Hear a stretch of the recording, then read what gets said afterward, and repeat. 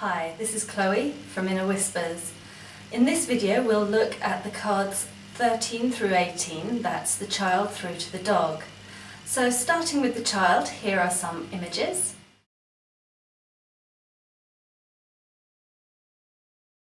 And the questions are, what words are used to describe children's approach to life? What perspective might a child offer? And what does it mean to say something is in its infancy? In terms of the words that we use to describe a child's approach to life, quite often we would say perhaps that they're childlike, but also naive. Children haven't yet learnt guile, don't even know how to tell jokes, so they're open, they're honest, and they're innocent, I guess, are all words that come to mind very easily.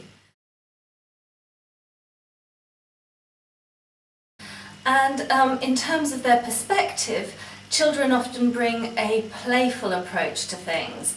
They are open and trusting, perhaps vulnerable is one thing, and just this sense of being childlike in many different regards.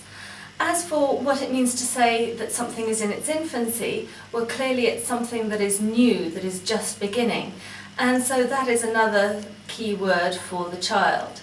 In terms of describing a person, it would be someone who is perhaps naive or childlike in their demeanour, or an actual child. Something in its infancy is obviously also just beginning, and it's probably still quite small, you don't start off huge. Other words we might find might be immature, inexperienced, but also fresh. And if we think about this from a spiritual perspective, we might be talking about beginner's mind or just a new awareness. And in terms of health, we're seeing here growing pains, childhood illnesses, growth, and the need for patience. Moving on, the next card is the fox, shown here on the Wings of Change Lenormand and the Kindergarten Lenormand. We see this one from the Celtic Lenormand with the questions, how is the fox seen in myth and fairy tale? And what is the most common colour for foxes? So in terms of myths and fairy tales, well, clearly the fox is often seen as someone who is quite cunning and sly. And if you think about it, it's a little bit the thing that a fox looks kind of like a dog, but actually isn't. So in that sense, the fox can be associated with deception in some ways. You think you know what it is, but you don't really. It can also represent being aware of your instincts, trusting your instincts. The fox has a long muzzle, and so he has a good sense of smell. He can sniff out where there are problems. And so if you see kind of the dark and light sides of this, on the one hand it may be that there is someone who is untrustworthy, but on the other hand, if you trust your nose, you'll be able to sniff them out. This ability to smell things links the fox in terms of health with ears, nose and throat, and also particularly with sinuses. And another thing that we might think about in terms of the fox is, once again, trusting your nose is about trusting the skills that you have. And so the fox, it can be a positive sense of cunningness or skills and abilities. The fox can be used, for example, for subcontractors or entrepreneurs, where, you know, there's that balance between they may not always be trustworthy, but also they do bring a lot of skills, or you as an entrepreneur bring skills. In terms of the most common colour for foxes, that's clearly red, and this is used for describing people. So if you have a red head, for example, that would be indicated by the fox. If we look at the other key words, it can be used for instinct, cleverness, falseness, and a work or job situation, street smarts, instinctive things and being conniving or underhand, but also skilled. As a verb, it might be manipulate or trick, as well as negotiate, work or subcontract. And spiritually, it's definitely about following your instinct, awareness generally. And with health, one other thing is that it can be possibly a false treatment program. Moving on next, we have the bear. And the questions here are, how would you describe a bear? What does the bear do in preparation for hibernation? And what makes most sense to you, the bear as a mother figure or as a boss/mentor? So in terms of how you would describe a bear, obviously they're very big and strong as well. If you think about grizzlies or pandas, most bears are pretty big relatively, and so they're strong as well.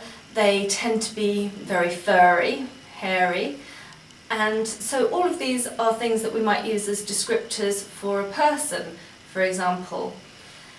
In terms of what the bear does in preparation for hibernation, bears will eat a lot so that they build up their inner resources so that they can hibernate, so they build up fat reserves.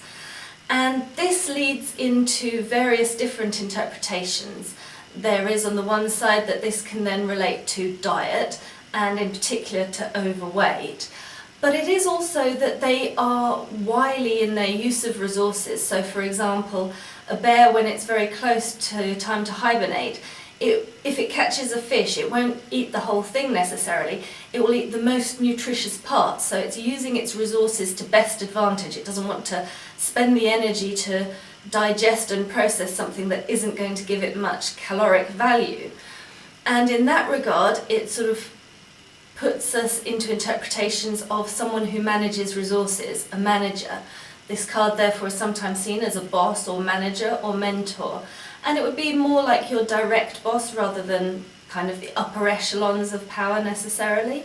So it's someone who is relatively close to you. With this card, there is a sense where you can think personally what makes more sense to you, because there are different schools here. Some people see this card as being about a mother figure, someone who is willing to protect her cubs at any cost, and that kind of fierce strength of a mother. Whereas others, as I say, see it more as a masculine card, a boss, though obviously these days bosses can be women too, but that is more traditionally where it was seen.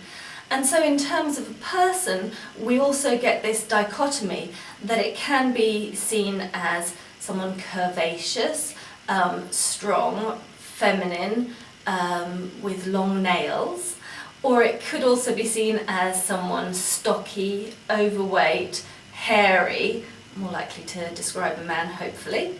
So it's that dichotomy, and I always like to have all of the possible, or if not all, a lot of possible interpretations available to me so that my intuition can work and pick out which one is correct in a particular reading. But if you find that one or the other makes a lot more sense to you, then feel free to stick with that. So the other keywords that we have for this include nutrition and power, also drive and a gut feeling. This is someone who's strong, powerful and prosperous. They can also be a bit intimidating, domineering and overwhelming. And in terms of verbs, we have things like act, do, eat and hoard. As its form, it could be any kind of wild animal rather than just a bear. And spiritually, we're looking at a guru or perhaps a protective spirit. While for health, we're talking about hair, fingernails, stomach, being strong, being sluggish perhaps, or being heavy. Next card up is the stars. And the questions here are, how have the stars been used by humans? What helps us see the stars more clearly? And what temperature is outer space? So thinking about how humans use the stars, clearly we've used them for a long time in order to help us navigate, to guide us. And so that can be used in terms of more spiritual guidance, but also more practical guidance. What helps us see the stars more clearly? Things like telescopes, lenses and so on. So this card can be associated with technology in that sense. Some people connect it with the internet, other people connect it with technology more generally, or with science, and others on the other hand see it more in spiritual terms. So the kind of vision that we have and the clarity that we get with the stars card is a spiritual clarity, or talking about psychic abilities. So those are all possible interpretations for the stars. If we think about what temperature it is in outer space, it's very cold. So in terms of weather, this card would be used for cold weather. And if you think of the far reaches of space and being able to see, that's kind of where we get the word of clarity as well. So it's more a card of guidance than necessarily hope, but hope is in there too a little bit, because we look to the stars for that sort of spiritual enlightenment and the guidance moving forward. So here we have those key words, including ideas and orientation, perhaps a plan or a map, a chart, and vision more generally.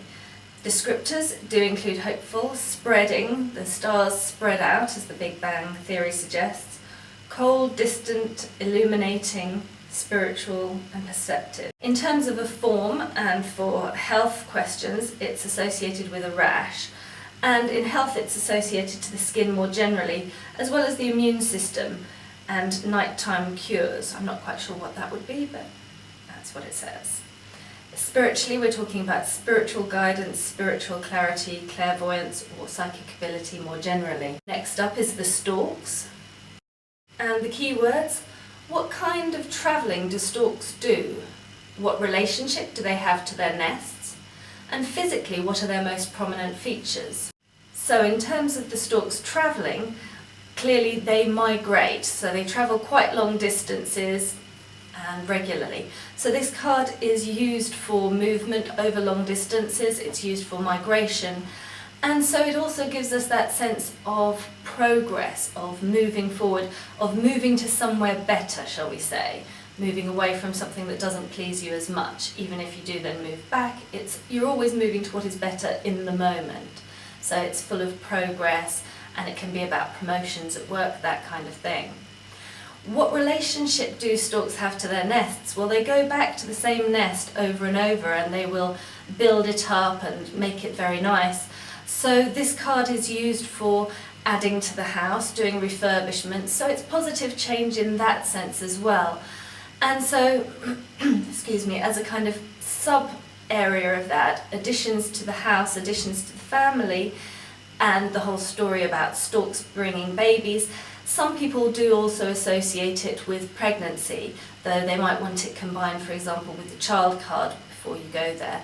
It kind of depends how many cards you're using, what your question was, and how appropriate that would be in the context of the reading. Finally, physically, what are the most prominent characteristics of storks? Well, it would be their very long legs. So in terms of a person, we might say that it's someone who is long-legged. They also tend to be white, perhaps with a few black spots, but that's their general colour. So it would be someone light-haired, perhaps, in traditional views. Moving on then to the keywords, we have all of these: migration and transition, home improvements generally, relocation, progressing, and as I say, a leggy, tall, pale young woman with light blonde hair to brown hair who may change it often.